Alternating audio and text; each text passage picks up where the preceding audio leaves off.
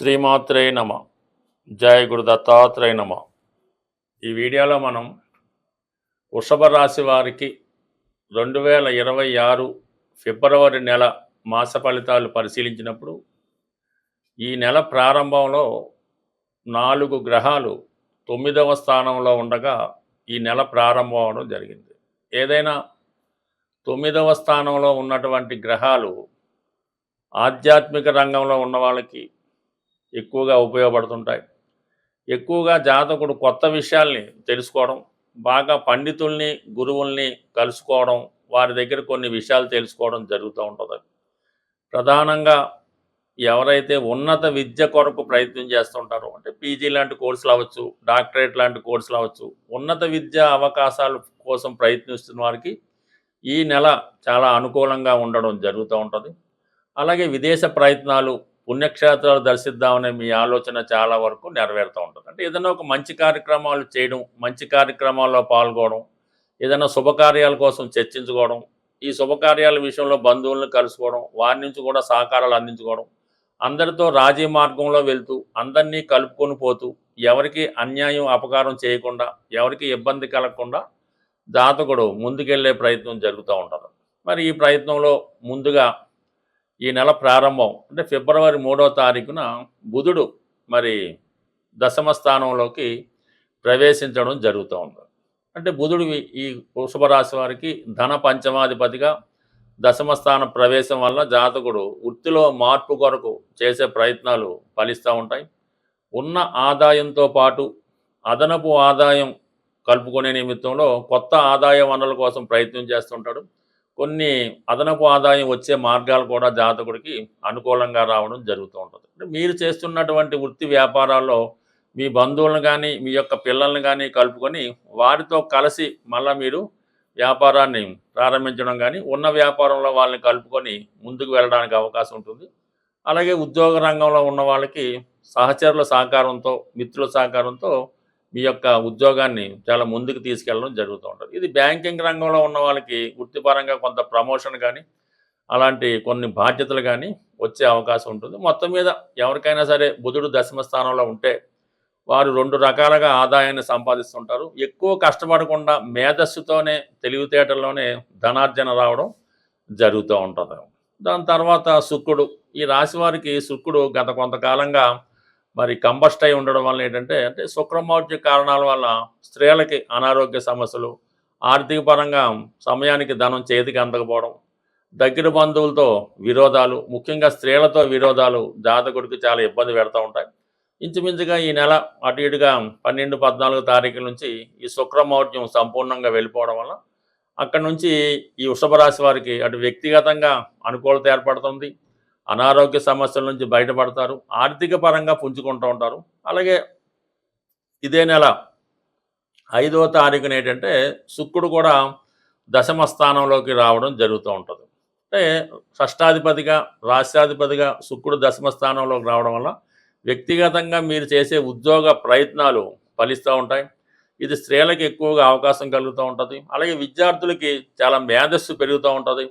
వాళ్ళు అప్పుడే ఫ్యూచర్లో చదవబోయే విద్య కొరకు ముందుగానే సీటు పెట్టుకోవడం కానీ, ఒక ఎయిమ్తో కష్టపడి చదవడం కానీ, రాబోయే కాంపిటేటివ్ ఎగ్జామ్స్లో కంప్లీట్గా మీరు అనుకున్నటువంటి స్థాయి వెళ్ళడానికి ఇక్కడి నుంచే ప్రారంభించడం వల్ల కంప్లీట్గా, ఎందుకంటే దశమంలో ఉన్నటువంటి 2 గ్రహాలు త్వరలో 11లోకి రావడం, ఇవన్నీ కూడా వృషభ రాశి వారికి విద్యార్థులకి చాలా అనుకూలమైనటువంటి ఉన్నత స్థితి రావడానికి ఇది కారణమవుతుంటుంది. కాబట్టి ఈ రోజు నుంచి అయినా విద్యార్థులు వాళ్ళ చదువు మీద దృష్టి పెడితే ఇంచుమించుగా మీకు ఫిబ్రవరి 5 నుంచి రాబోయే ఎగ్జామ్స్ అన్నీ కూడా చాలా సక్సెస్ఫుల్గా ముందుకు వెళ్ళడం జరుగుతూ ఉంటుంది.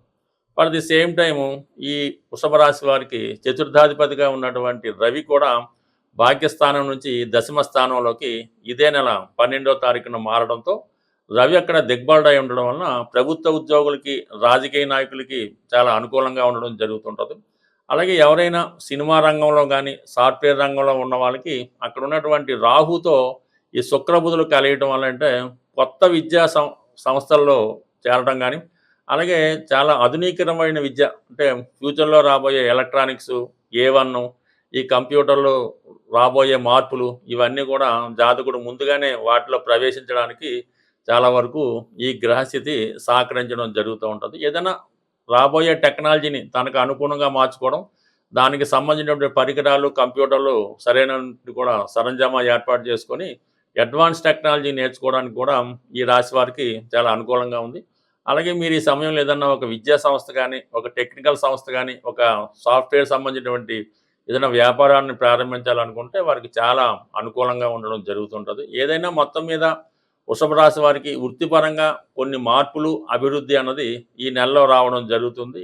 ఈ ఫిబ్రవరి నెల మనకి పౌర్ణమితో ప్రారంభమవుతుంది. అంటే 1వ తారీఖునే మాఘమాసం పౌర్ణమితో ప్రారంభమవుతుంది కాబట్టి, ఎవరైతే రుణ సమస్యలు, ఆర్థిక సమస్యలతో ఉన్నారో, వారు ఈ సమస్యల నుంచి బయటపడడానికి ఈ రాబోయే 15 రోజులు చాలా కీలకంగా మారడం జరుగుతూ ఉంది.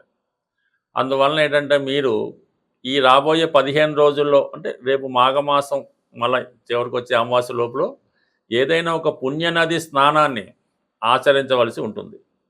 సో దానివల్ల ఒకటి, దాని తర్వాత ఏంటంటే ఈ నెల అంటే ఫిబ్రవరి 5వ తారీఖున సంకటహర చతుర్థి రాబోతుంది. ఆ రోజు విధి విధానంగా మీరు వినాయకుడికి అభిషేకం, హోమం లాంటివి చేసుకోవడం వల్ల ఏదైనా ఆగిపోయినటువంటి పనులు తిరిగి పునఃప్రారంభం అవ్వడం జరుగుతూ ఉంటుంది. ముఖ్యంగా విద్యార్థులు ఎవరైతే ఉన్నత అవకాశాల కోసం ఎదురు చూస్తున్నారో, వాళ్ళు ఏ వయసు వారైనా సరే ఆ రోజు పిల్లలైతే పెద్దవాళ్ళు చేయించడం, కొద్దిగా 15 సంవత్సరాలు దాటిన వాళ్ళైతే వాళ్ళే ఆటోమేటిక్గా ఆ రోజు విధి విధానంగా ఆ పూజా విధానాన్ని పాటించడం వల్ల, వీలు కాని వారు కనీసం విఘ్నేశ్వరుని 108 నామాలతో పూజ చేయడం వల్ల ఆ రోజు అంటే సంకటహర చతుర్థి చేసుకోవడం వల్ల రాబోయే విఘ్నాలన్నీ కూడా తొలగిపోయే అవకాశం ఉంది. ఎస్పెషల్లీ ఈ 14వ తారీఖు 2వ నెలలో మరి వస్తున్నటువంటి శని త్రయోదశి, ఇది చాలా ఇంపార్టెంట్ అయినది, చాలా పవిత్రమైనది. ఆ శని త్రయోదశి రోజు అంటే మాకు ఏలినాడు శని, అష్టమ శని, ఇవన్నీ కూడా పక్కన పెట్టండి. ప్రతి ఒక్కరూ ఎవరైతే జాతక చక్రాన్ని, జ్యోతిష్యాన్ని, నవగ్రహాల్ని నమ్ముతారో వారు విధి విధానంగా ఆ 14వ తారీఖు వచ్చినటువంటి మాస శని త్రయోదశి నాడు చక్కగా మరి నవగ్రహాల్లో అన్ని గ్రహాలకి పూజ చేసి ప్రత్యేకంగా శని భగవానుడికి తైలాభిషేకం చేయడం, తర్వాత మళ్ళా మంచినీటితో అభిషేకం చేసి విధి విధానంగా అక్కడ ఉన్నటువంటి ఆచార ప్రకారం పూజాది కార్యక్రమాలు పూజ చేసుకొని, అదే శనివారం రోజు ఏదైనా శివాలయంలో అభిషేకం చేయించుకొని తిరిగి ఆ రోజంతా కూడా చాలా నియమంగా ఉండవలసి ఉంటుందన్నమాట. ఆయిల్తో చేసిన పదార్థాలు తినకూడదు. ఆ రోజు ఒక్కరోజు భూసైన కింద పడుకోవాల్సి ఉంటుంది. ఎటువంటి బలహీనతలకి అంటే సింగిల్గా పడుకోవడం, బ్రహ్మచర్యం పాటించడం, అంటే సుమారుగా మీరు స్వామి అయ్యప్ప దగ్గరికి వెళ్ళినప్పుడు ఎలా ఉంటారో ఆ విధంగా ఒక్కరోజు మరి ఆ శని త్రయోదశి రోజు సంకల్పంతో ఉండడం వల్ల చాలా వరకు మీకు ఉన్నటువంటి ఆర్థిక పరమైనటువంటి సమస్యలు తొలగిపోవడం జరుగుతుంది. అంటే ఒక వ్యక్తి జీవితంలో సుఖమైన వైవాహిక జీవితం పొందాలన్నా, ఆర్థిక పరంగా బాగుండాలన్నా ఏదైనా కూడా శని భగవానుడు ఇవ్వగలడు. దాన్ని మిమ్మల్ని మార్చగలిగే శక్తి ఉంటుంది కాబట్టి ముందుగా మీరు ఈ సంకల్పంతో శని త్రయోదశి చేయడం. ఇక అలాగే మనకి 15వ తారీఖున వచ్చినటువంటి మహాశివరాత్రి. ఆ మహాశివరాత్రి రోజు విధి విధానంగా మీరు ఏదైనా ఒక పుణ్యక్షేత్రంలో స్వామిని దర్శించుకోవడం వల్ల సంవత్సరం మొత్తం మీరు మరి శివుని దర్శించుకునే పుణ్యం దక్కుతుంది కాబట్టి ఆ మహాశివరాత్రి పర్వదినాన్ని కూడా మీ యొక్క ఆచారం ప్రకారం స్వామిని దర్శించుకొని ఆ రోజు కూడా నియమంగా ఉండడం వల్ల చాలా వరకు అంటే మాఘమాసంలో చేసిన పుణ్యకార్యం అనేక రెట్లు ఫలితాన్ని ఇవ్వడం జరుగుతుంటుంది. కాబట్టి కనీసం ఈ 15 రోజులు అంటే పౌర్ణమి నుంచి మళ్ళీ వచ్చే అమావాస్య దాకా విధి విధానంగా వీలైతే ప్రతిరోజు విష్ణు సహస్రనామాన్ని పారాయణ చేయడం కానీ, ఏదైనా విష్ణుమూర్తి దేవాలయాన్ని సందర్శించడం కానీ, వీలైతే గోవిందనామాలు పారాయణం చేయడం వల్ల కానీ 15 రోజుల్లో ఒక్కసారైనా మీరు పుణ్యనది స్నానం చేయడం వల్ల సంపూర్ణంగా మీ యొక్క సమస్యలు పరిష్కారం అవడం జరుగుతుంది. స్వస్తి.